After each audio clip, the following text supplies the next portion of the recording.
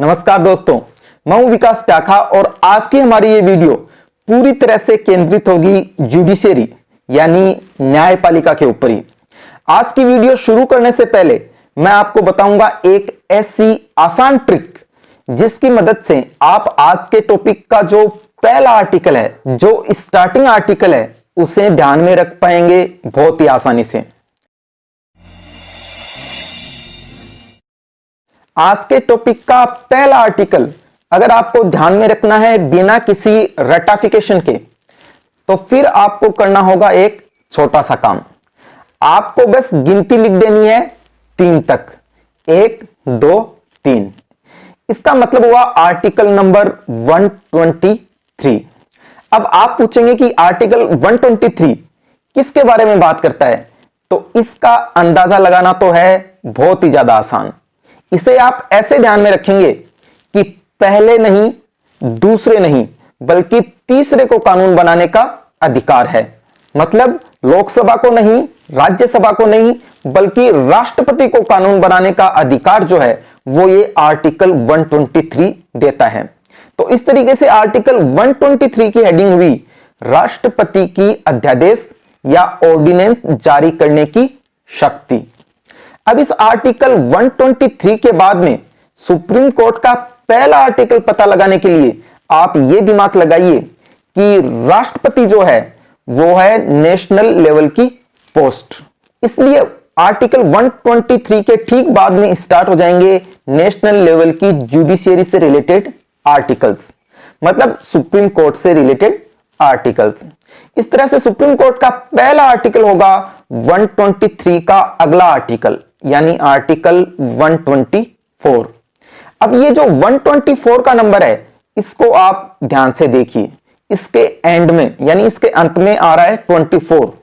तो इसका मतलब ये हुआ कि सुप्रीम कोर्ट के टॉपिक में टोटल आर्टिकल्स होंगे 24 ही। मतलब सुप्रीम कोर्ट का टॉपिक डिस्क्राइब किया गया है आर्टिकल 124 से आर्टिकल 147 तक। तो इस तरह से आपको तो बस 3 तक गिनती लिखनी है और इतना ही ध्यान में रखना है कि आर्टिकल 123 में पहले को नहीं, दूसरे को नहीं, बल्कि तीसरे को यानी राष्ट्रपति को कानून बनाने का अधिकार है।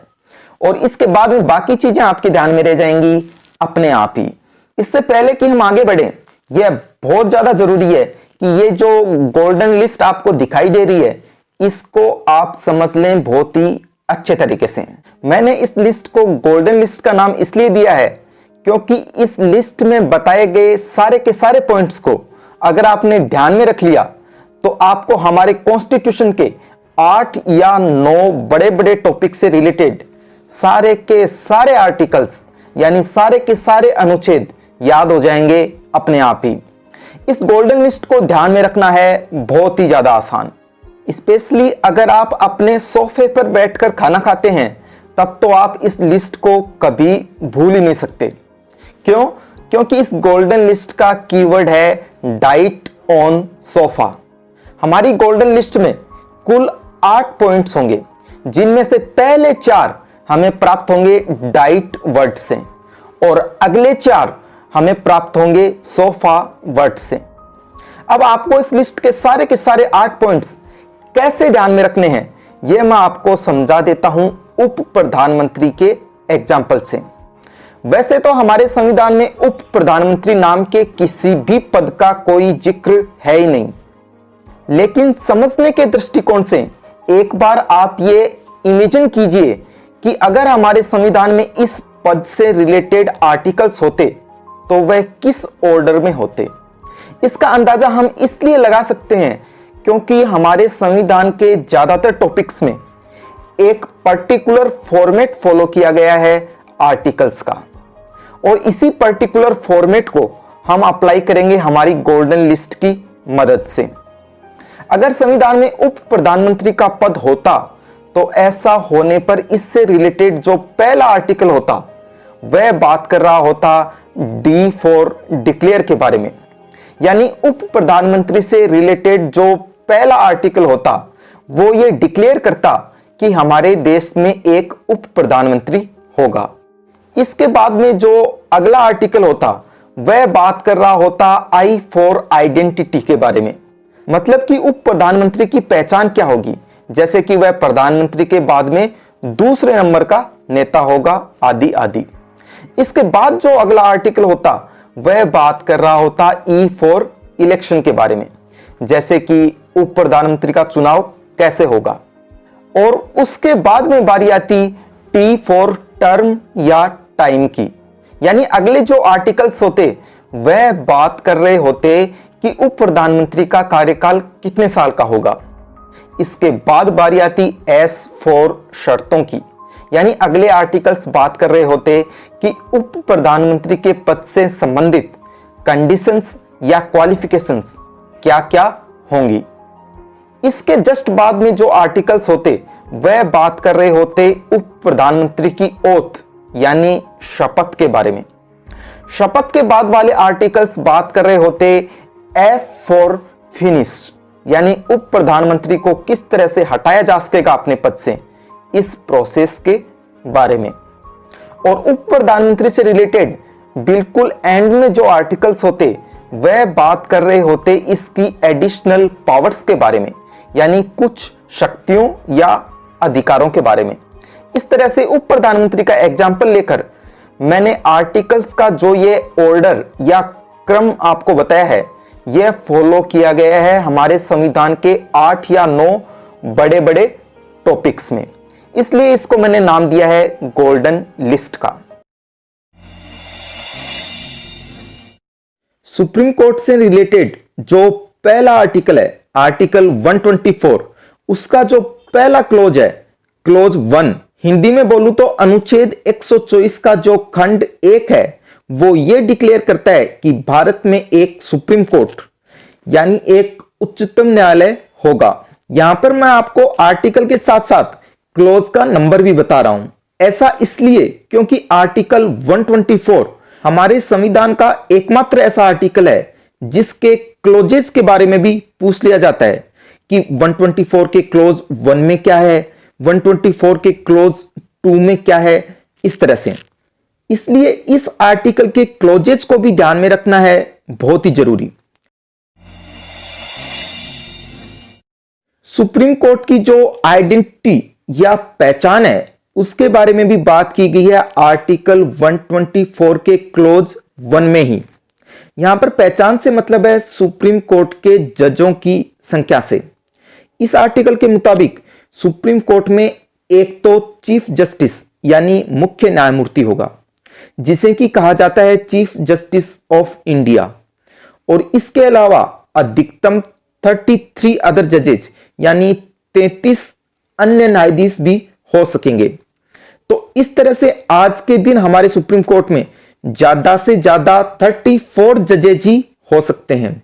यहां पर ध्यान रखने लायक बात यह है कि जब हमारा संविधान लागू हुआ था तो उस समय अन्य न्यायाधीशों की अधिकतम संख्या हो सकती थी केवल 7 ही, यानी हमारे मूल संविधान में जजेस की अधिकतम संख्या 8 ही हो सकती थी, एक तो चीफ जस्टिस और ज्यादा से ज्यादा 7 अन्य न्यायाधीश।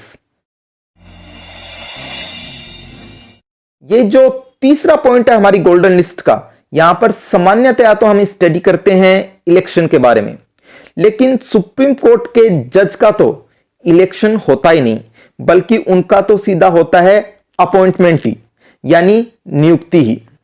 तो इस तरह से सुप्रीम कोर्ट के न्यायाधीश की नियुक्ति के बारे में बात की गई है आर्टिकल 124 के क्लोज 2 में। इसके मुताबिक सुप्रीम कोर्ट के न्यायाधीश का अपॉइंटमेंट किया जाएगा प्रेसिडेंट के द्वारा। लेकिन यहां पर ध्यान रखने लायक बात यह है कि चीफ जस्टिस ऑफ इंडिया और उनके बाद में जो 4 सीनियर मोस्ट जजेज हैं सुप्रीम कोर्ट के, इन 5 लोगों से कंसल्टेशन यानी परामर्श के बाद में ही प्रेसिडेंट जो है इस तरह का अपॉइंटमेंट करते हैं। इन 5 जजेज से परामर्श लेने के बाद में किए जाने वाले अपॉइंटमेंट की प्रोसेस को ही नाम दिया गया है कोलेजियम सिस्टम का। सुप्रीम कोर्ट जज के कार्यकाल के बारे में बात की गई है आर्टिकल 124 के क्लोज 2 में ही। सुप्रीम कोर्ट के जज का कोई फिक्स टर्म यानी निश्चित कार्यकाल तो नहीं होता, बल्कि वह तो अपने पद पर बना रहता है जब तक कि वह 65 इयर्स की एज प्राप्त ना कर ले। अब अगला जो क्लोज है आर्टिकल 124 का, मतलब क्लोज 3, वहां पर बात की गई है सुप्रीम कोर्ट के न्यायाधीश की योग्यताओं की शर्तों यानी क्वालिफिकेशंस के बारे में। क्वालिफिकेशंस को हिंदी में कहा जाता है अर्हताएं। सुप्रीम कोर्ट के न्यायाधीश की 3 अल्टरनेटिव क्वालिफिकेशंस ये हैं कि या तो वह 5 साल तक हाई कोर्ट का जज रहा हो, या फिर 10 साल तक हाई कोर्ट का एडवोकेट रहा हो, या फिर प्रेसिडेंट की नजरों में कोई डिस्टिंग्विश्ड जूरिस्ट यानी पारंगत विधिवेता हो। इस तरह से इन 3 में से एक क्वालिफिकेशन पूरा करने पर ही भारत का कोई नागरिक सुप्रीम कोर्ट का न्यायाधीश बन सकता है, अदरवाइज नहीं। अब हम बात करेंगे सुप्रीम कोर्ट के जज की ओथ यानी शपथ के बारे में। यहां पर आपको इतना ही ध्यान में रखना है कि सुप्रीम कोर्ट के जज को शपथ दिलाई जाती है प्रेसिडेंट यानी भारत के राष्ट्रपति के द्वारा। आर्टिकल 124 का जो क्लोज 4 है वो बहुत ही इंपॉर्टेंट है, क्योंकि यह बात करता है सुप्रीम कोर्ट के न्यायाधीश को फिनिश करने के बारे में, यानी उसको हटाने की प्रक्रिया के बारे में, जिसे कि नाम दिया गया है इंपीचमेंट यानी महाभियोग का। इस तरह से आर्टिकल 124 के क्लोज 4 के मुताबिक सुप्रीम कोर्ट के जज को हटाया जा सकता है केवल पार्लियामेंट के द्वारा, और वो भी महाभियोग लगाकर ही। इसके लिए संसद के दोनों सदनों में जिस मेजोरिटी की जरूरत होती है वह मेजोरिटी होती है majority of total membership of house and 2/3 majority of present and voting, यानी सदन की कुल सदस्यता का बहुमत और उपस्थित तथा वोट करने वाले सदस्यों का 2/3 बहुमत। ये दोनों शर्तें फुलफिल होने पर ही महाभियोग का जो प्रस्ताव है उसको पास कराया जा सकता है पार्लियामेंट में। जिन 2 स्पेसिफिक ग्राउंड्स पर महाभियोग की प्रक्रिया चलाई जा सकती है वो है प्रूव्ड मिसबिहेवियर यानी साबित कदाचार, और दूसरा असमर्थता यानी इनकेपेसिटी। मतलब इन 2 ग्राउंड्स का सहारा लेकर ही किसी सुप्रीम कोर्ट के न्यायाधीश को हटाया जा सकता है।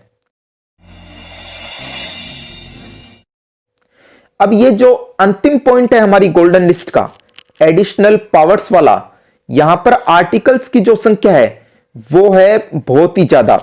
इसलिए मैं आपको बताऊंगा 4 पॉइंट्स की एक छोटी सी लिस्ट, जिससे आप सारे के सारे आर्टिकल्स कवर कर पाएंगे बहुत ही आसानी से। लिस्ट के बारे में बात करने से पहले मैं आपको एक छोटी सी बात बता देता हूं कि जब हमारे संविधान में पावर्स नाम की हेडिंग आती है तो उसके अंतर्गत कई तरह की चीजें डिस्कस की जाती हैं, जैसे powers, privileges, salaries, allowances, etc.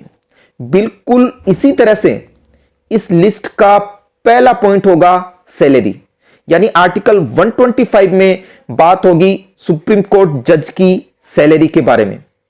एक सुप्रीम कोर्ट के जज को अच्छी खासी सैलरी इसलिए जरूरी है ताकि वह अपने कर्तव्यों का निर्वहन कर सके पूरी ईमानदारी से।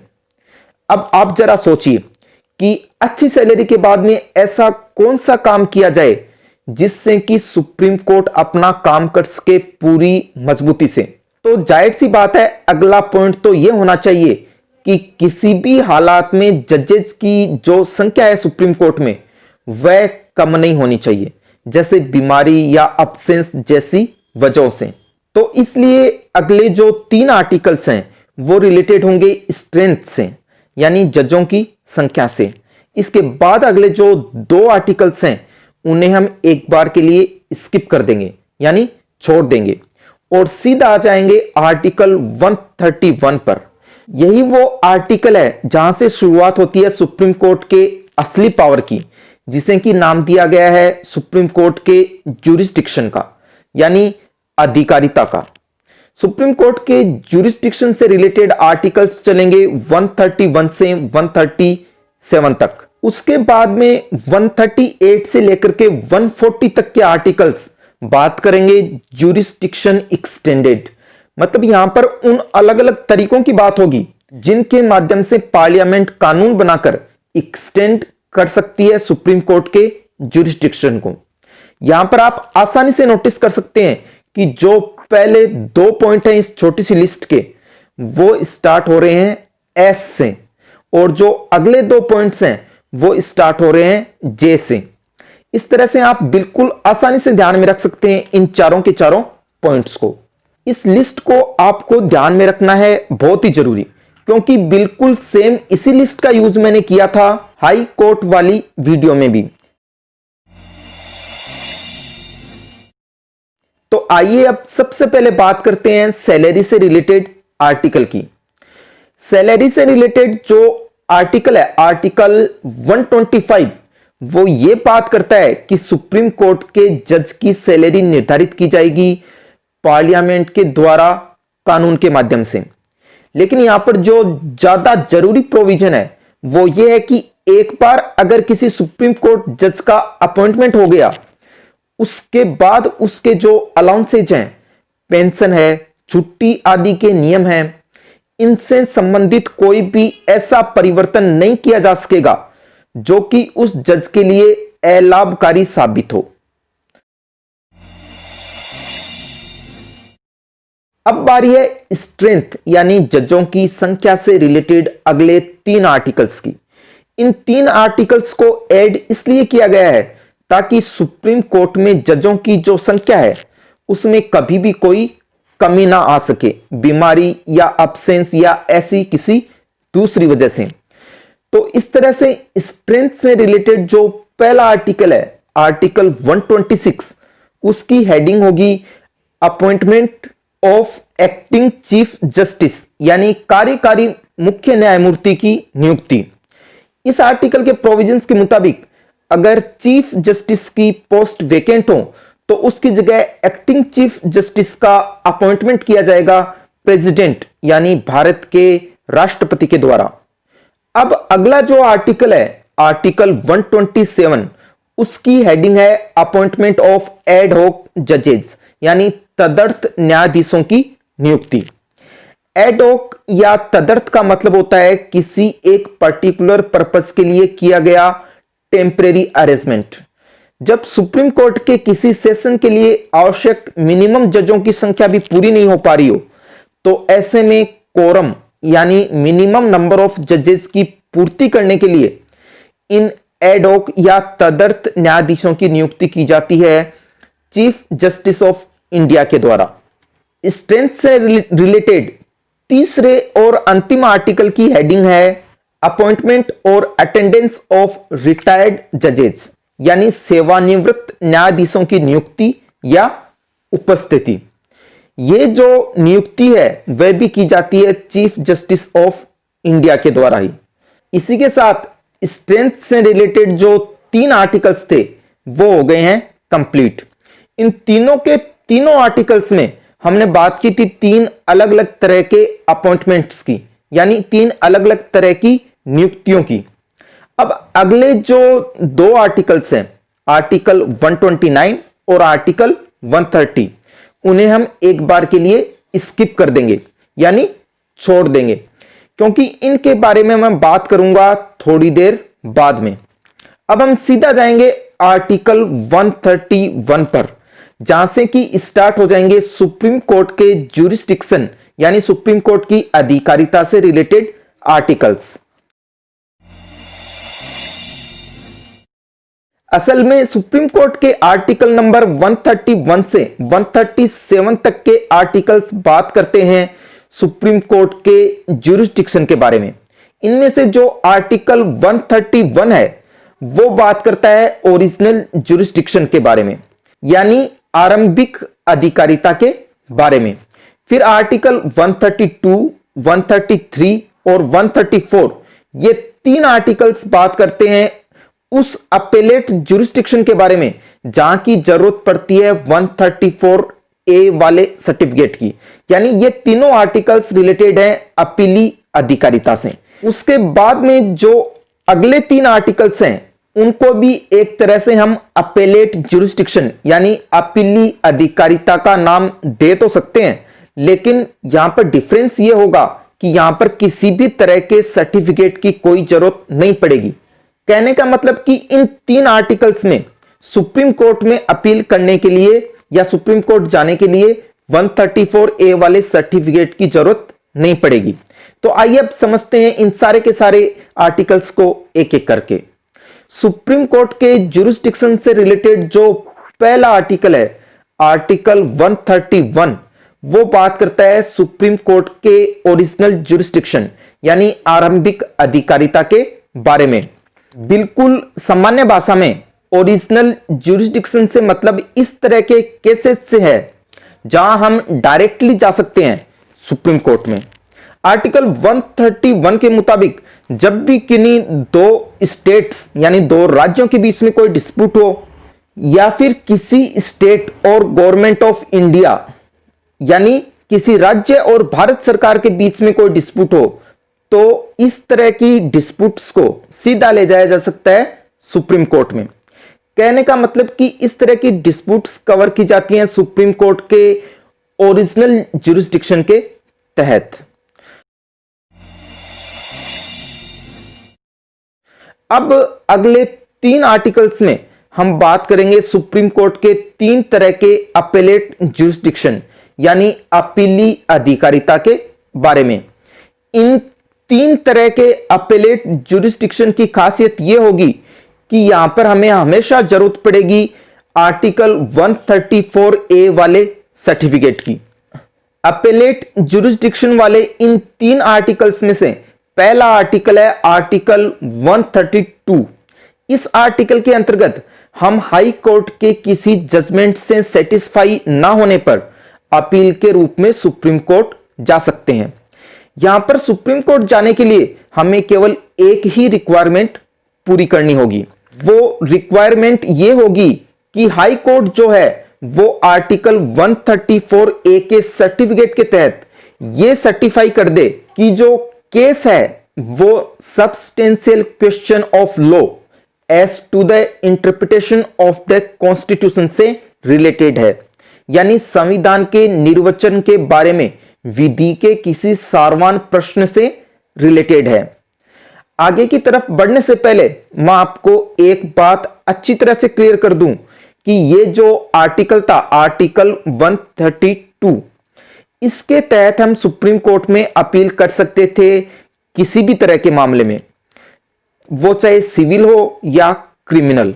लेकिन अगला जो आर्टिकल है आर्टिकल 133, वो रिलेटेड होगा केवल सिविल मैटर से ही। तो इस तरह से आर्टिकल 133 के मुताबिक किसी सिविल मैटर में हाई कोर्ट के जजमेंट के अगेंस्ट सुप्रीम कोर्ट में अपील करने के लिए हमें फुलफिल करनी होंगी 2 शर्तें। पहली तो ये कि हाई कोर्ट आर्टिकल 134A के सर्टिफिकेट के तहत ये सर्टिफाई कर दे कि ये जो केस है वो रिलेटेड है substantial question of law of general importance से, यानी विधि के व्यापक महत्व के किसी सारवान प्रश्न से।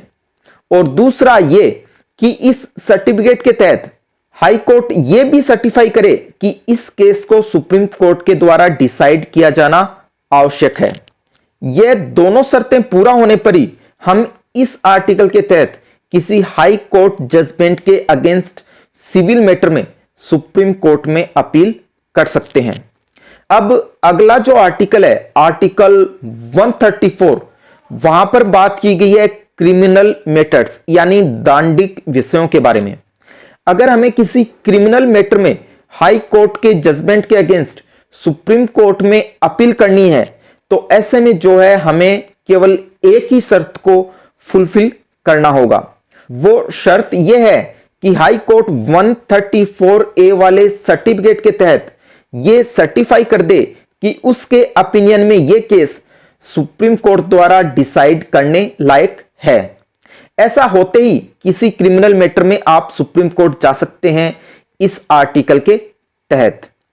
पिछले जो 3 आर्टिकल्स थे, आर्टिकल 132, 133 और 134, इन तीनों में 2 चीजें कॉमन थी। पहली तो यह कि इन आर्टिकल्स के अंतर्गत हाई कोर्ट के जजमेंट के अगेंस्ट सुप्रीम कोर्ट में अपील की जा सकती थी, और दूसरा यह कि इन तीनों ही आर्टिकल्स के तहत सुप्रीम कोर्ट में अपील करने के लिए हमें हाई कोर्ट द्वारा जारी किए जाने वाला एक सर्टिफिकेट भी चाहिए था, जिसका कि मैंने जिक्र किया था इन तीनों ही आर्टिकल्स में बार बार। अब इसी सर्टिफिकेट को डिस्क्राइब किया गया है अगले आर्टिकल में, यानी आर्टिकल 134A में। इसीलिए मैंने इस सर्टिफिकेट को 134A वाला सर्टिफिकेट भी कहा था। 134A वाले सर्टिफिकेट के बाद में अगले जो 3 आर्टिकल्स हैं, वहां पर हम स्टडी करेंगे सुप्रीम कोर्ट में अपील करने के ऐसे 3 तरीके, जहां की सुप्रीम कोर्ट जाने के लिए हमें आर्टिकल 134A वाले सर्टिफिकेट की आवश्यकता भी नहीं होगी। इन 3 में से पहला आर्टिकल है आर्टिकल 135। इस आर्टिकल के तहत किसी केस को सुप्रीम कोर्ट में ले जाने के लिए एक ही शर्त फुलफिल होनी चाहिए कि वह जो केस है वह हमारे संविधान के लागू होने से पहले जो फेडरल कोर्ट था उसके ज्यूरिसडिक्शन में होना चाहिए। मतलब संविधान के लागू होने से पहले अगर कोई केस फेडरल कोर्ट के अपेलेट ज्यूरिसडिक्शन में था तो वह सुप्रीम कोर्ट के अपेलेट ज्यूरिसडिक्शन में भी होगा। अगले आर्टिकल यानी आर्टिकल 136 की हेडिंग है स्पेशल लीव टू अपील, यानी अपील के लिए सुप्रीम कोर्ट की विशेष इजाजत। इस आर्टिकल के अंतर्गत हमारे देश का सुप्रीम कोर्ट किसी हाई कोर्ट या किसी सबऑर्डिनेट कोर्ट के जजमेंट के अगेंस्ट में सुप्रीम कोर्ट में अपील करने की इजाजत दे सकता है। यहां इजाजत देना पूरी तरह से डिपेंड करता है सुप्रीम कोर्ट के डिस्क्रिप्शन पर, यानी विवेकाधिकार पर। अगला जो आर्टिकल है आर्टिकल 137, उसकी हेडिंग है review of judgments by the supreme court, यानी उच्चतम न्यायालय द्वारा निर्णयों का पुनर्विलोकन। यहां पर अपील और रिव्यू में बेसिक डिफरेंस यह हुआ कि अपील में तो आप किसी हाई कोर्ट या किसी सबऑर्डिनेट कोर्ट के डिसीजन से सेटिस्फाई ना होने पर सुप्रीम कोर्ट जाते हैं, जबकि रिव्यू में क्या होता है कि आप सुप्रीम कोर्ट के डिसीजन से ही सेटिस्फाई ना होने पर सुप्रीम कोर्ट से ही खुद के डिसीजन पर पुनर्विचार करने के लिए कहते हैं। अब अगले जो 4 आर्टिकल्स हैं, आर्टिकल 138 से 140 तक के, वहां पर बात होगी सुप्रीम कोर्ट के ज्यूरिसडिक्शन को एक्सटेंड करने की, यानी बढ़ाने की। सुप्रीम कोर्ट का यह ज्यूरिसडिक्शन सामान्यतया बढ़ाया जाएगा पार्लियामेंट द्वारा कानून के माध्यम से। तो इस तरह से अगला जो आर्टिकल है आर्टिकल 138, वो यह कहता है कि पार्लियामेंट अगर चाहे तो वह सुप्रीम कोर्ट का ज्यूरिसडिक्शन बढ़ा सकती है। कौन से विषयों पर? संघ सूची यानी यूनियन लिस्ट में जो विषय दिए हुए हैं उन पर। अगला आर्टिकल रिलेटेड है सुप्रीम कोर्ट के रिट ज्यूरिसडिक्शन से।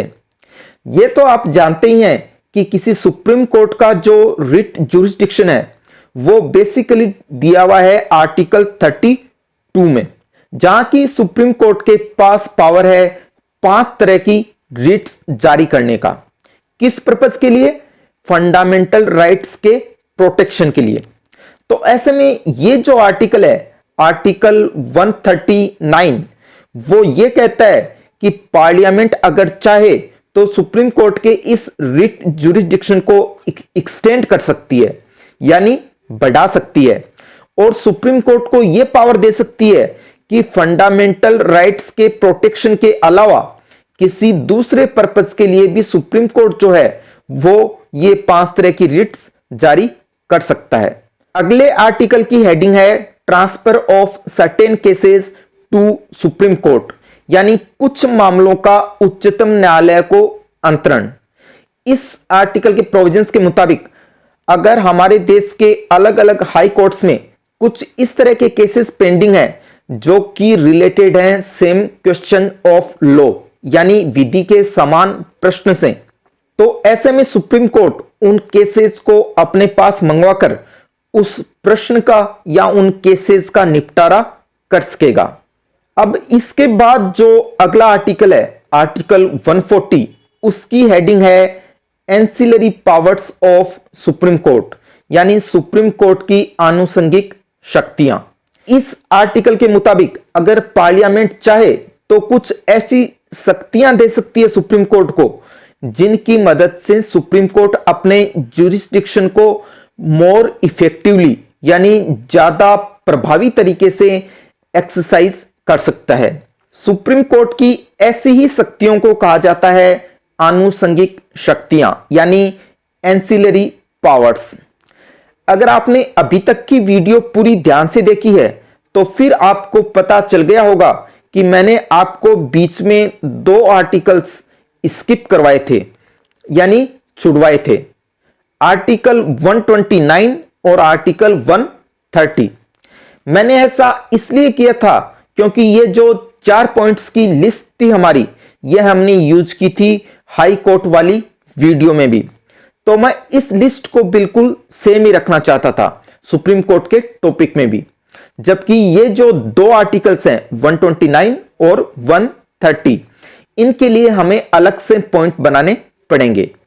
अब आप देखिए कि ये जो आर्टिकल नंबर 129 है, ये इस लिस्ट के दूसरे पॉइंट के बाद में आ रहा है। तो फिर इस आर्टिकल का पॉइंट नंबर होगा पॉइंट नंबर 3। मतलब कि ये दोनों ही आर्टिकल्स, मतलब आर्टिकल 129 और आर्टिकल 130, ये रिलेटेड होंगे 3 के नंबर से। वो इसलिए क्योंकि इन दोनों के कीवर्ड की प्राप्ति हमें होगी ABCD के तीसरे लेटर C से ही। तो इस तरह से आर्टिकल 129 का C से कीवर्ड होगा कोर्ट ऑफ रिकॉर्ड। कहने का मतलब कि सुप्रीम कोर्ट जो है वो कोर्ट ऑफ रिकॉर्ड, यानी एक अभिलेख न्यायालय होगा। अगर कोई कोर्ट ऑफ रिकॉर्ड होता है तो इसके 2 बड़े इंपैक्ट्स होते हैं। पहला तो ये कि इस तरह के कोर्ट के जो जजमेंट्स वगैरह हैं वह सारे के सारे रिकॉर्ड किए जाते हैं, ताकि फ्यूचर डिस्प्यूट्स में उनका यूज किया जा सके प्रेसिडेंट या मिसाल के तौर पर। कोर्ट ऑफ रिकॉर्ड होने का दूसरा इंपैक्ट यह होता है कि ऐसे किसी भी कोर्ट को अपने डिसओबे, यानी कॉन्टेम्प्ट या अवमान के लिए सजा देने का अधिकार भी होता है। इसके बाद अगला जो आर्टिकल है, आर्टिकल 130, उसका कीवर्ड भी स्टार्ट होगा ABCD के तीसरे लेटर C से ही, जो कि होगा कोर्ट्स सीट, मतलब कोर्ट का स्थान। तो इस तरह से आर्टिकल 130 यह कहता है कि सुप्रीम कोर्ट के बैठने का स्थान सामान्यतया तो दिल्ली ही होगा, लेकिन अगर चीफ जस्टिस ऑफ इंडिया चाहें तो इसके लिए दूसरा स्थान भी निर्धारित कर सकते हैं। अब आगे के जो 7 आर्टिकल्स हैं, आर्टिकल 141 से लेकर के आर्टिकल 147 तक के, उनके लिए जो ट्रिक है वो तो है बहुत ही ज्यादा आसान। ऐसा इसलिए क्योंकि आर्टिकल 141 के एंड में 1 आ रहा है, तो ये रिलेटेड होगा 1 के अंक से। आर्टिकल 142 के एंड में 2 आ रहा है, तो ये आर्टिकल रिलेटेड होगा 2 के अंक से। इसी तरह से ये क्रम चलता जाएगा 147 तक। तो आइए बात करते हैं आर्टिकल 141 के बारे में, जो कि रिलेटेड होगा 1 के अंक से। यह तो आपको याद ही होगा कि हमारी गोल्डन लिस्ट का पहला पॉइंट क्या था, डी से डिक्लेयर। बिल्कुल इसी तरह से आर्टिकल 141 जिस एक वर्ड पर डिपेंड होगा वो है डी से डिक्लेयर। इस तरह से आर्टिकल 141 की हेडिंग होगी law declared by supreme court to be binding on all courts, यानी उच्चतम न्यायालय द्वारा घोषित विधि का सभी न्यायालयों पर आबद्ध कर होना।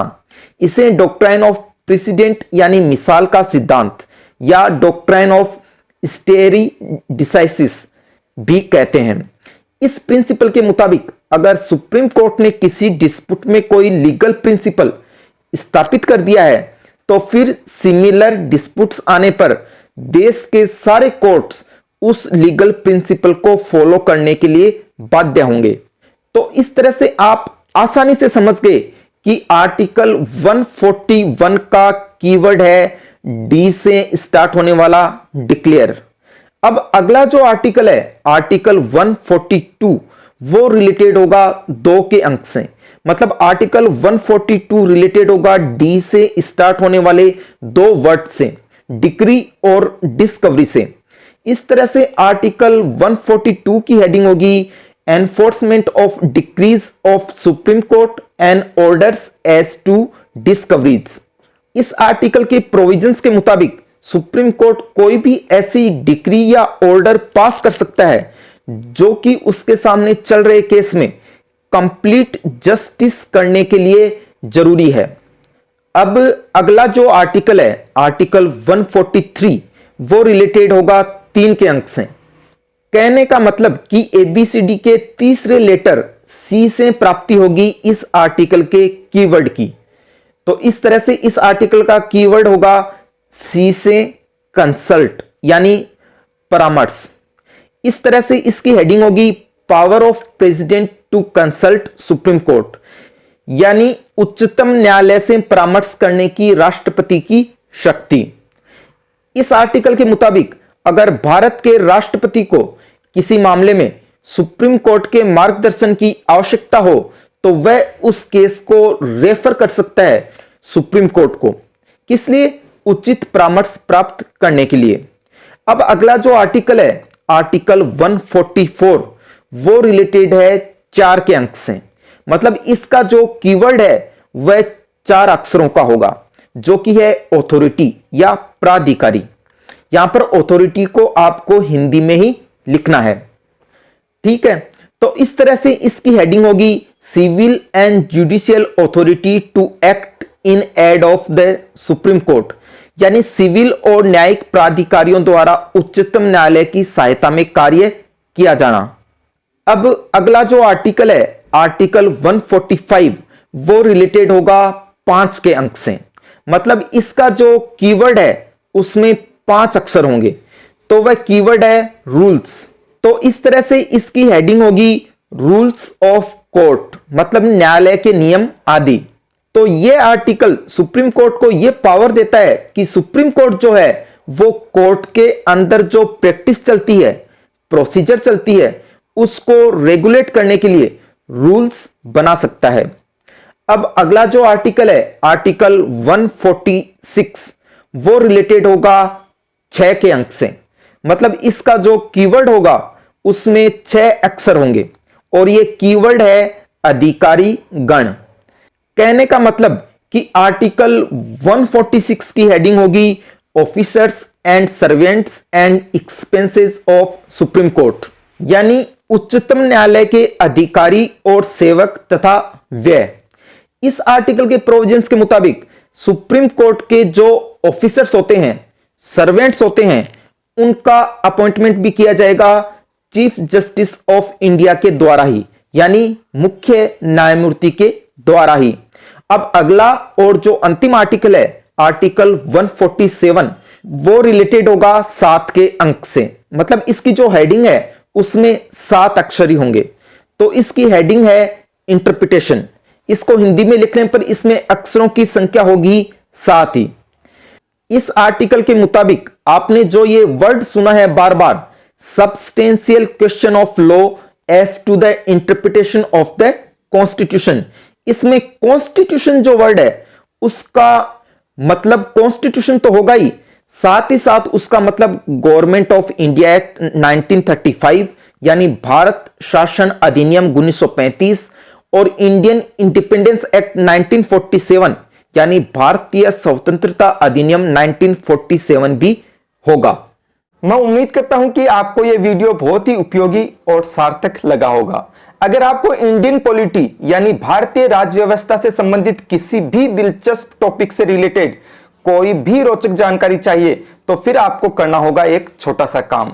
आपको सीधे जाना होगा मेरे YouTube चैनल एडवोकेट विकास डाका पर और वहां जाते ही क्लिक करना होगा इस प्लेलिस्ट पर जो कि आप अभी देख रहे हैं अपने मोबाइल की स्क्रीन पर।